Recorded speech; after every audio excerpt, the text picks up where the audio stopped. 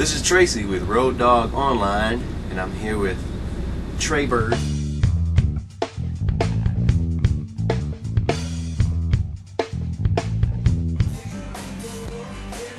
Let's go all the way back.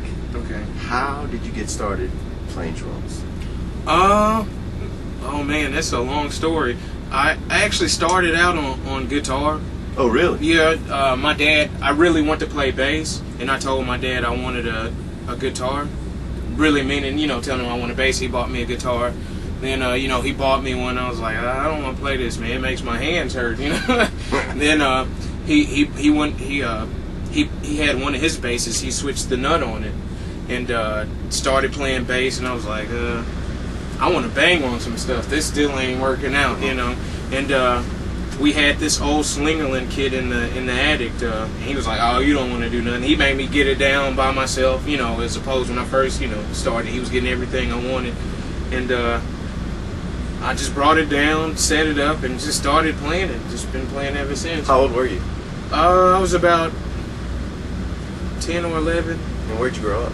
Nashville, Tennessee. Oh, so your hometown. Yeah, I'm one of the few. Hey, Nashville. Wow, man. I never got to do Broadway like everybody else, so everybody said I really hadn't had a chance to really cut my teeth. But I'm going to say they don't know what they're talking about, because I grew up playing in church, man. And, if you play in church, you never know what's going to happen, man. Like, that's what makes you good. You always have to listen, because you never know where they're going to go, and you always got to be alert and watching. But that's why I really cut my teeth in jazz band and in school, and mainly church, because in church, church music in your typical 2/4 nowadays, it involves literally all the styles of music, even country. I went to an arts magnet school for high school and played in the jazz band, played in the pop band. Got to college, man, did a lot of studying with this guy named Andy Smith. Did a lot of Latin stuff. My philosophy is I don't want to be able to turn down a gig unless I want to turn down the gig. Being versatile is... Yeah, that's the key, man. Being able to play anything, being able to adapt to the situation. To me, that's... talking music as a musician and as a drummer, to me that's what makes a good drummer, not who can play the fastest and has all the chops, because most guys who are like that aren't working, it's only a select few, who can really do that, and like Vinny, Dennis. But to be a working drummer, man, you got to be able to play all the styles and play them authentic and play them well. It wasn't what I thought it was. I'm not going to say I didn't learn anything. I learned a lot of good things, but how to survive on the road, they don't teach you how to do this. They teach you the book stuff, which is good stuff, but just getting out here is a totally different thing, man. I told my folks I'm gonna quit school and this isn't what I want to do, because I got older sisters as a doctor, other one's a nurse, other one's a pharmacist. So they just thought I'd go in the footsteps of it, and I was like, that ain't gonna work. Mom quitting school to be a musician, baby. Woo!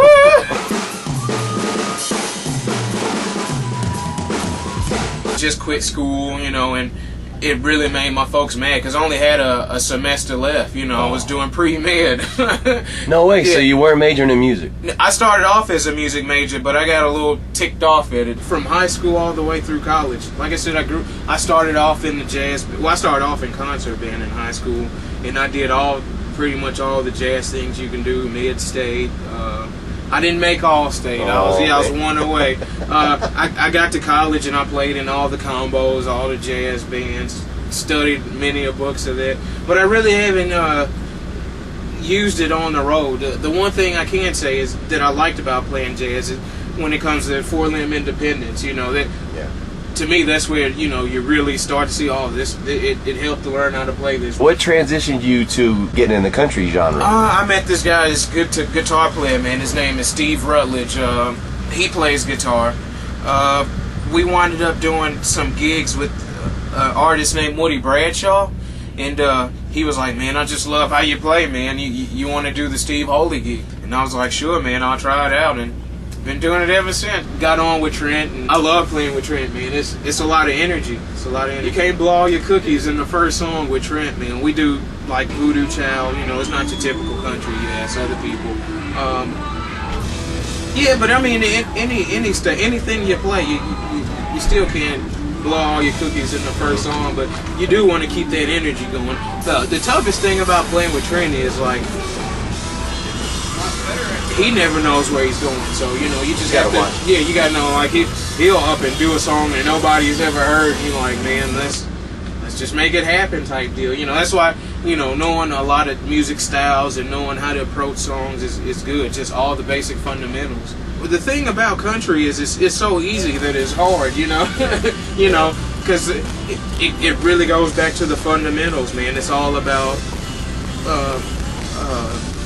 playing music. I mean, you don't play on top of everybody else in the band. You're not out there to showcase. You're not when your feel comes around. You're not like, oh, I'm finna kill this and you know show everybody what I can do.